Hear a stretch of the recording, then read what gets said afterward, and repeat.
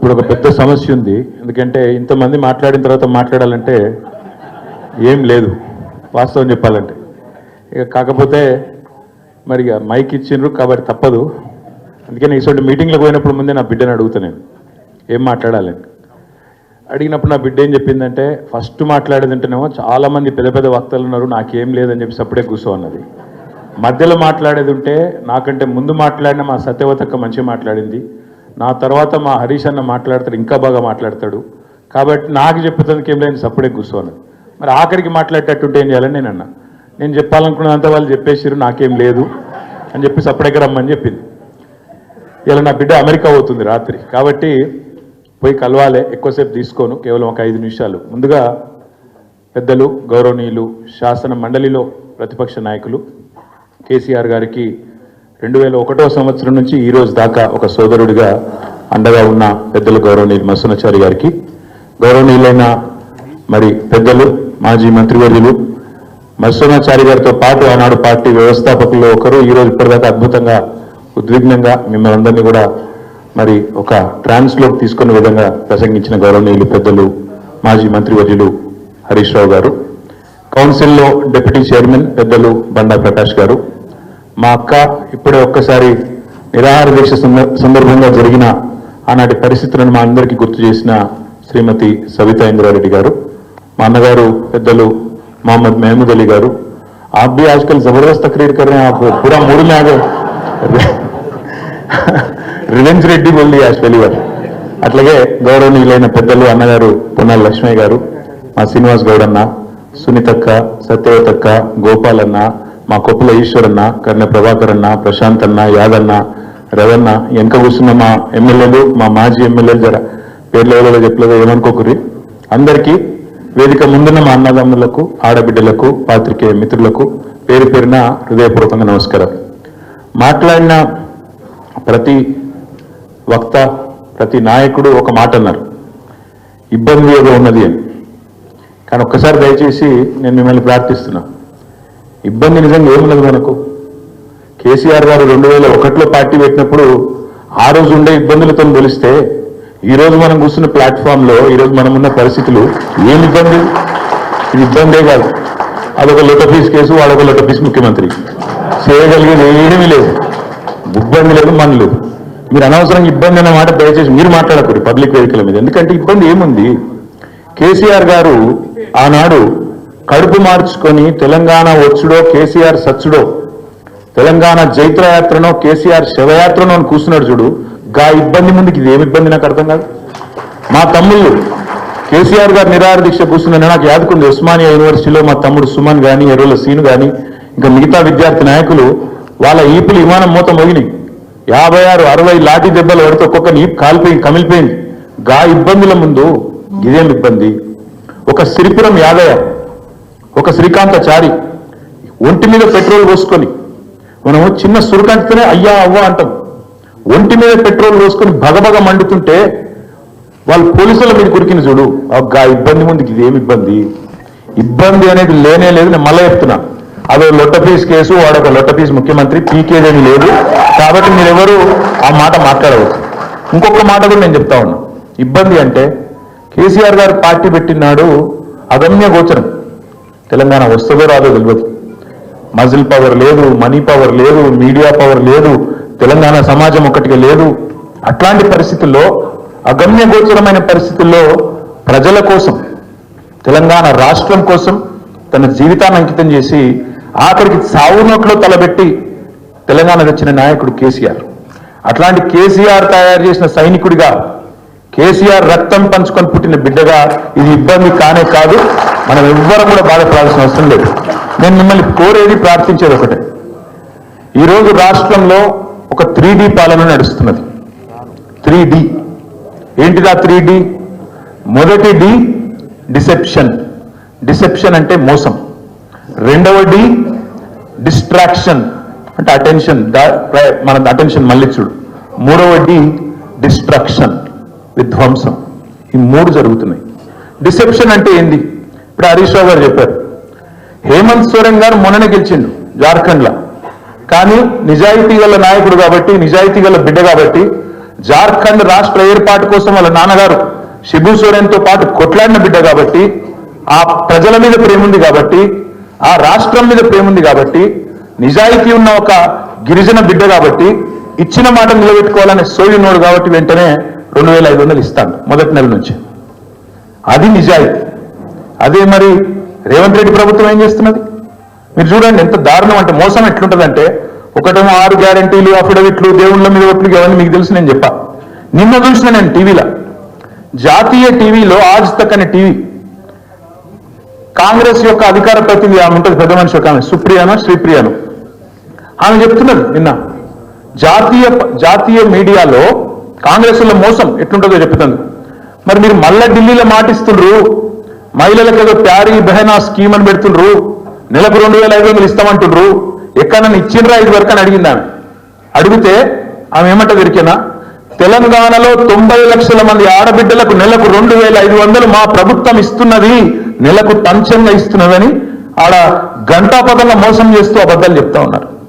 మరి ఇంతకంటే మోసం, ఇంతకంటే దగ ఉంటుందా? అంటే ఇక్కడ ఇయ్యనిది ఇచ్చినట్టు, ఉన్నది లేనట్టు, ఏదో ఒక ఊహాజనితమైన మోసపూరితమైన ప్రపంచ నిర్మాణం చేయడం.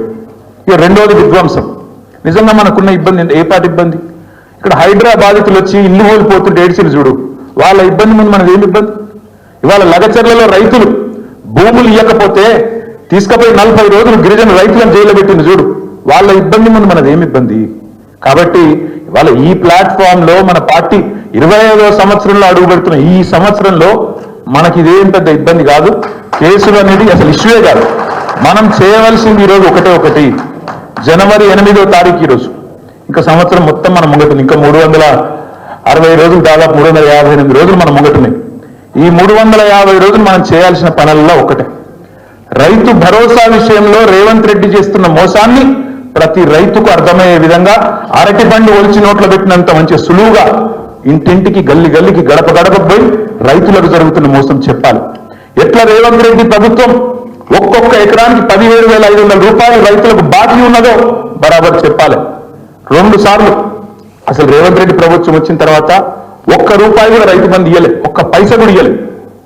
అది వరకు హరీష్ రావు గారు ఫైనాన్స్ మినిస్టర్ గా మొత్తం మనం పైసా కూడబెట్టి ఎన్నికలకు ముందు రైతు బంధు ఇద్దామని చెప్పి 7,600 మనం ఖజానాలో పెడితే ఉత్తరం రాసి ఆపిండు రేవంత్ రెడ్డి.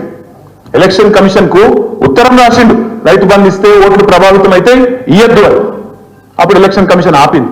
అదే పైసలు మనం కూడా పెట్టిన పైసలు, మన ప్రభుత్వంలో మనం ట్రెజరీలో పెట్టిన పైసలు 4 నెలలు సతాయించి నాట్లు వేసినప్పుడు వాడాల్సిన పైసలు ఓట్లు వేసినప్పుడు వేసిండు ఎలక్షన్లలో. అది తప్ప ₹1 కూడా రైతుకి ఇచ్చింది లేదు. ఇక రుణమాఫీ విషయం మీకు తెలుసు. రుణమాఫీ అంత మోసం, ప్రతి దేవుని మీద ఒట్లు పెట్టిండు, కనబడ్డ దేవుళ్ళందరి మీద ఒట్లు పెట్టిండు, కానీ ఇంతవరకు రుణమాఫీ కాలే. మొన్న అసెంబ్లీలో అడిగిన నేను, పోదాంపా మరి మీ కొండారెడ్డిపల్లె పోదామా, కొడంగల్ పోదామా, ఒక్క దగ్గర నన్న 100% రుణమాఫీ అయిందని చెప్పి రైతులు చెప్తే రాజకీయ సన్యాసం తీసుకొని రాజీనామా చేసి ఆడికెళ్ళి పోతామని చెప్పినాం. కానీ కుయ్యలేదు, కయ్యలేదు. ఎందుకంటే ఆయనకు కూడా తెలుసు, పోని పాపం ఆ పార్టీలకు అబద్ధాలు చెప్పుట్ల ట్రైనింగ్ అయినా చక్కగా ఇచ్చిందంటే అది కూడా లేదు. ఒక ఎమ్మెల్యే లేచిండు, పెద్దపల్లి ఆయన లేచి, మీరు రండి ఇప్పుడే పోదాం, మా పెద్దపల్లిలో 60% 70% అయిందని చెప్పింది. మేము చెప్పింది గదేరా నాయన, మొత్తం కాలేదు, ఇదేమేం చెప్పింది మీ ముఖ్యమంత్రి 100 అంటాడు, నువ్వు 60 అంటే నువ్వు కింద పోతే చారాన కాలే, సిగ్గు లేకుండా మాట్లాడుతున్నా అంటే మళ్ళీ సపరేట్గా నోరు మూసుకొని కూర్చున్నారు. ఈ మోసం చెప్పాలి. రుణమాఫీ ఏమైంది, రైతు భరోసా ఏమైంది, కౌలు రైతులను కలవరిచ్చినప్పుడు కౌలు రైతులు 22 లక్షల మందికి ఉత్తరం రాస్తున్నా, కేసీఆర్ ఇస్తలేడు మీకు, నేను ఇస్తా అన్నావు, ఏమైంది అని అడగాలి. ఇది మర్చిపోని కేసు. ఈ కేసు నేను కొట్లాడతా, మనకు మంచి లాయర్లు ఉన్నారు, జోర్దార్ లీగల్ సెల్ ఉన్నది, ఆ కేసు సంగతి నేను చూసుకుంటాం. మీరు దాని గురించి మర్చిపోండి, దాని గురించి ఆందోళన చేయాల్సిన అవసరమో బాధపడాల్సిన అవసరమో లేనే లేదు. మీరు చేయవలసింది, మనం చేయవలసింది బీఆర్ఎస్ పార్టీగా తెలంగాణ ప్రజలకు ఒక రక్షణ కవచం లాగా నిలబడి ఈ సంవత్సరం మొత్తం ఈ మోసపూరిత కాంగ్రెస్ ప్రభుత్వం యొక్క భరతం పట్టే విధంగా ముందుకు పోదాం.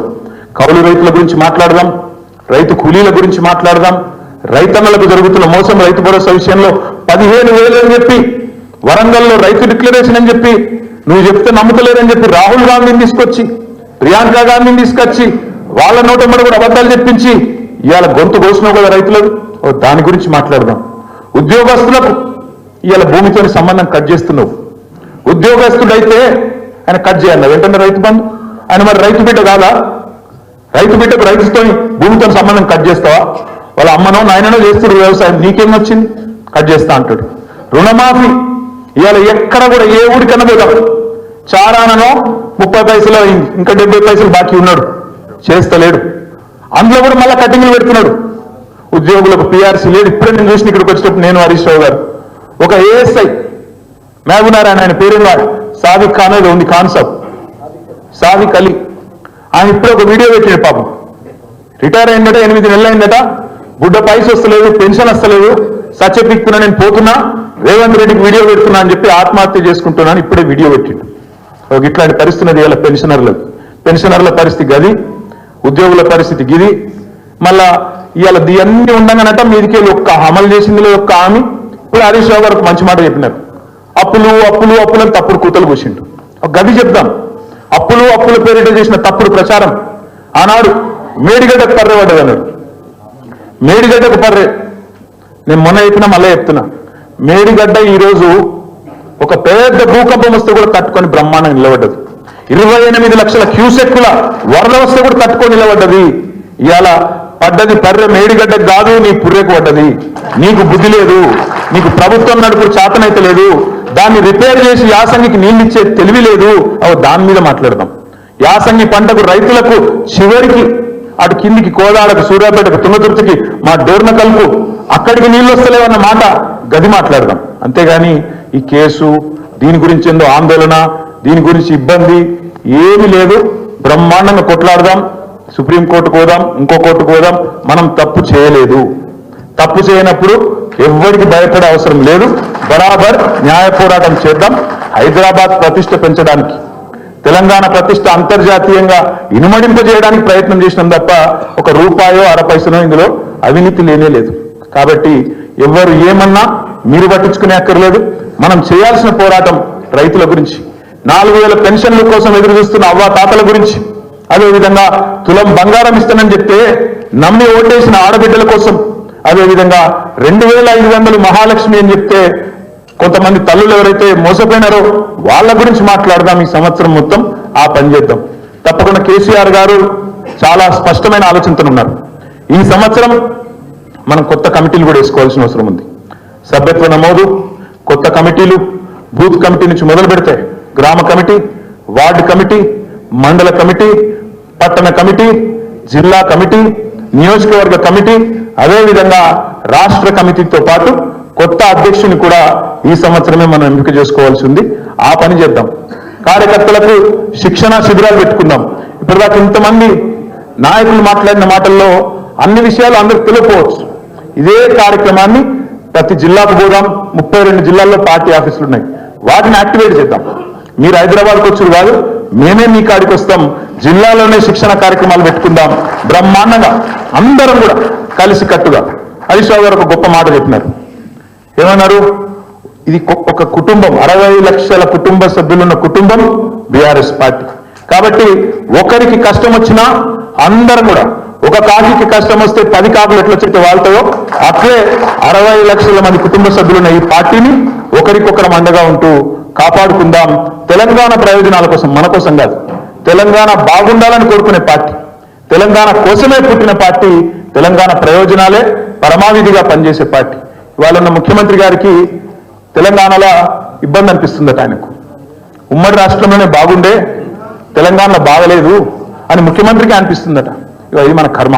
అందుకే తప్పకుండా 100కు 100% పూర్తి స్థాయిలో సబితా ఇంద్రారెడ్డి గారు చెప్పినట్టు ఒక్కొక్కరం ఒక కేసీఆర్ లాగా కొట్లాడదాం. గ్రామ గ్రామాన కథానాయకులను సృష్టిద్దాం. అద్భుతంగా ఈ సంవత్సరం పోరాట నామ సంవత్సరంగా ముందుకు పోదామని చెప్పి తెలియజేసుకుంటూ మళ్ళొకసారి మీ అందరికీ హృదయపూర్వకంగా ధన్యవాదాలు, నమస్కారాలు.